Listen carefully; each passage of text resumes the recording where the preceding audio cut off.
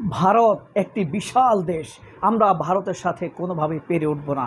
তাদের বিশাল ভূখণ্ড, তাদের রয়েছে বিশাল সেনাবাহিনী, তাদের কূটনীতি, তাদের অর্থনৈতিক উন্নতি, এইসব বলে বলে আমাদেরকে সবসময় মেন্টালিটি এমন করে রাখা হয়েছে যে আমরা চিরকাল ভারতের সামনে মুরগি হয়ে থাকতে হবে।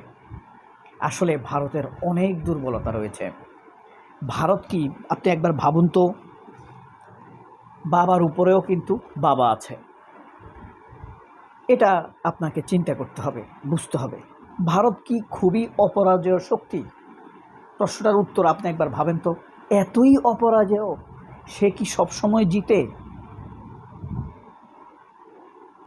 ইন্ডিয়া কি এই পৃথিবীর একমাত্র পাওয়ার? তার সাথে কি কেউ পারে না? ইন্ডিয়ার কি কোনো রকম দুর্বলতা নেই? আপনার কি মনে হয় না? এই প্রশ্নগুলোর একবার উত্তর খোঁজেন, তাহলে তো আপনি বুঝতে পারবেন। সে কি শুধুই সবসময় জিতে যায়? ইন্ডিয়া কি সবসময় জিতে যায়? তার কি পরাজয় নেই কখনো? তার দুর্বলতা কি? তার পেছনে, ইন্ডিয়া যার পেছনে থাকে সে কি সবসময় জিতে যায়? এই প্রশ্নগুলোর উত্তর আপনি খুঁজলেই বুঝতে পারবেন ইন্ডিয়া একটা ফাঁকা বুলি। বাংলাদেশে যারা ভারতের দালাল, তারা কখনো মুক্তিযুদ্ধের কথা বলে, কখনো ভারতের ইন্ডিয়ার ভূখণ্ডের কথা বলে, কখনো হিন্দুত্ববাদের কথা বলে, কখনো তাদের সামরিক শক্তির কথা বলে আমাদেরকে ছোট করে রাখতে চায়, মানসিকভাবে আমাদেরকে হীনমন্য করে রাখতে চায়। আসলে ইন্ডিয়া নিয়ে তারা আমাদেরকে যে বয়ান শোনায়, এই বয়ান সঠিক নয়। প্রথমে দেখেন, ভারত কি অপরাজেয় শক্তি? ভারত কোনোদিনও অপরাজেয় শক্তি না। নেপালে ভারতপন্থী সরকার ঝেঁটিয়ে বিদায় করা হয়েছে। এখন বলেন্দ্র সেই ক্ষমতায়, বলেছে ইন্ডিয়ার কোনো সচিব টচিব এসে আমার সাথে দেখা করতে পারবে না, আসলে নরেন্দ্র মোদীকে আসতে হবে, আমার সাথে কথা বলতে হবে। এভাবে চোখে চোখ রেখে কথা বলে নেপালের মতো দেশ। আর আমাদের তারেক রহমান কি তা পারবে?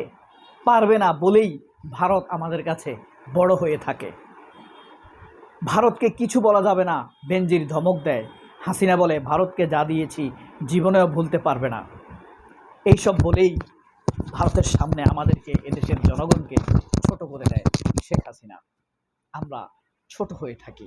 আমাদের স্বাধীন পররাষ্ট্রমন্ত্রী দাঁড়ায় না, আমরা কখনো মাথা উঁচু করে দাঁড়াতে পারি না।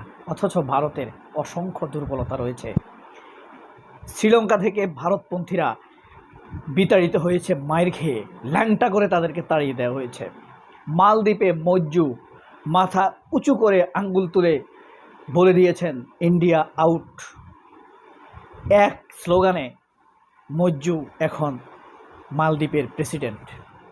বালেন্দ্র সাহা দ্ব্যর্থহীন ভাষায় বলে দিয়েছে। সুতরাং ভারতের দুর্বলতা রয়েছে। ভারত প্রতিবেশীর সাথে সম্পর্ক ভালো রাখতে পারে না। আমাদের যদি 20 জন আলম ও ফজলুর রহমান থাকতো, আমরা ভারতকে নাস্তানাবুদ করে দিতে পারতাম। কিন্তু ফজলুর রহমানের উপরে যারা বসে থাকে, তারাই হলো ভারতের দালালির পৃষ্ঠপোষক। সুতরাং ভারতের দুর্বলতা কি টের পাচ্ছেন? এক ফজলুর রহমান তো ভারতকে কাঁপিয়ে দিতে পেরেছে। এক ইউনূসের কাছে 2 বছর ভারত নাস্তানাবুদ হয়েছিল। এটাই ইউনূসের শক্তি। এই শক্তির কারণে মনে রাখবেন, ইউনূস আবার আসবে, আবার আসবে, আবার আসবে। এটাই হলো শেষ কথা। ভারতকে সেদিন অসহায়ের মতো চোখে তাকিয়ে তাকিয়ে দেখতে হবে। সেদিন ওয়াকারেরকে আমরা বালও ফালাবো না, আল্লাহর গজব পড়ে যাবে ওয়াকারের উপরে তার আগেই। ইউনূস আসবে আবার, আমরাই আনবো ইউনূসকে। সে কি শুধুই জিতে? ভারত জিতে না, পাকিস্তানের ভয়ে সে নাস্তানাবুদ হয়ে থাকে। পাকিস্তানের অপারেশন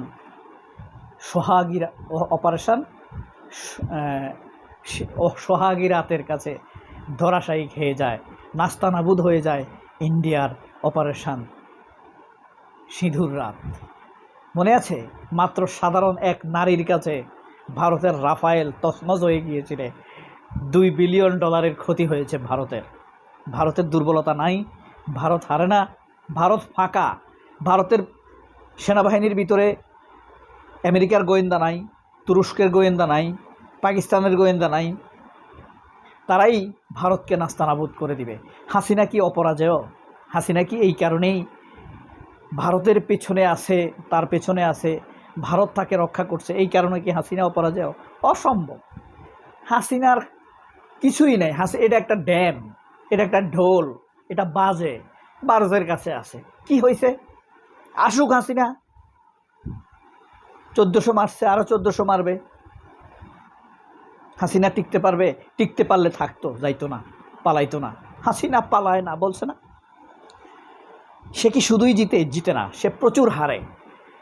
সে 24-এ হারছে। হাসিনা মানেই তো ভারত। 24-এ আমাদের কাছে ভারত হারছে না? 22-এ মইজুর নেপালের মালদ্বীপের কাছে হারছে না? 24-এ মালদ্বীপের কাছে, নেপালের কাছে হারছে না? শ্রীলঙ্কার কাছে হারছে না? এভাবে ভারতের বহু পরাজয় আছে। ভারত হইল মিউ শক্তি, কাপুরুষ শক্তি, যে তার পেছনে সবাই আমাদেরকে এমনভাবে আমাদের মনের ভিতরে ভারতবাদ ছড়ানো হয়েছে। আমরা যারা আমাদের মতো যারা ছোটোবেলা থেকে প্রথম আলো পড়াই, তারা তো মনে করে ওরে বাবারে।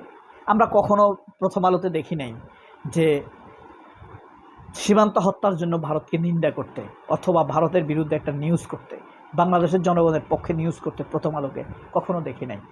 ভারতের সাথে যে অসংখ্য চুক্তি হয়েছে, এই চুক্তিগুলোর ব্যাপারে কোনো প্রকৃত পক্ষে জনস্বার্থে, বাংলাদেশের স্বার্থে কোনো খবর করতে তো আমরা দেখি নাই। এই প্রথম আলোরা, এই ডেইলি স্টারেরা, এই মাদার চোদ মাহফুজা নামেরা, এই জারাজের বাচ্চা মতিরা, ছাত্র ইউনিয়নের মতিরা, এখন সাইফুজ্জামান একটা আছে না মাগের পোলা, আচ্ছা যাক সরি, এরাই আমাদের কাছে ভারতের ন্যারেটিভ দাঁড় করিয়ে রাখতে চায় সব সময়। তাহলে ভারতের দুর্বলতাটা কি? ভারতের সেনাবাহিনীর ভিতরে অসংখ্য আমেরিকান লোক আছে, অসংখ্য পাকিস্তানের লোক আছে। তাদের কাছে ভারত, তাদের সাথে ভিতরের তাদের সাথে লড়াই করতেই ভারতের সেনাবাহিনীর ঘাম ঝরে যায়। ভারত এত পরিকল্পনা করবে আমাদেরকে হাতে নেওয়ার জন্য, আমাদের দেশের সরকার পরিবর্তন করবে, তারপরে প্রেক্ষাপট তৈরি করবে, তারপরে আবার হাসিনারে আনবে। এই কথা কেন ভাবছি আমরা জানেন? কারণ এই দেশে প্রথম আলোর মতো জারজেরা আছে, মঞ্জুরুল আলম পান্না, মাসুদ কামালদের মতো ইতরেরা আছে, আনিসুজ্জামান, সাংবাদিক আনিসুল হকদের মতো বাটপারেরা আছে। এই কারণে আমরা হয়তো এটা ভাবি। এদের একটা আওয়াজ 1000 আওয়াজের মতো লাগে, কারণ এরা মিডিয়াতে কথা বলে। আবার ওয়াকারের মতো দালালেরা আছে, মইনিউর মতো দালালেরা আছে। একসময় এই দালালেরা থাকবে না। আপনি দেখেন নিশ্চিত করে, মইনিউর ছেলে, মইনিউর পোলা বলে পরিচয় দিতে লজ্জাবোধ করে, যেমন লজ্জাবোধ করে মির্জাফরের ছেলে, মির্জাফরের বংশধর বলে পরিচয় দিতে লজ্জাবোধ করে না? এটাই তো ভারতের পরাজয়। এই দেশের তরুণেরা বুঝতে পেরেছে ভারত আমাদের প্রধান শত্রু। এটাই তো এই দেশের বিজয়। সামনে এই ধারণাই, এই বিশ্বাস এই দেশকে জিতিয়ে দিবে। সবাই অনেক ভালো থাকবেন। আল্লাহ হাফেজ। আসসালামু আলাইকুম।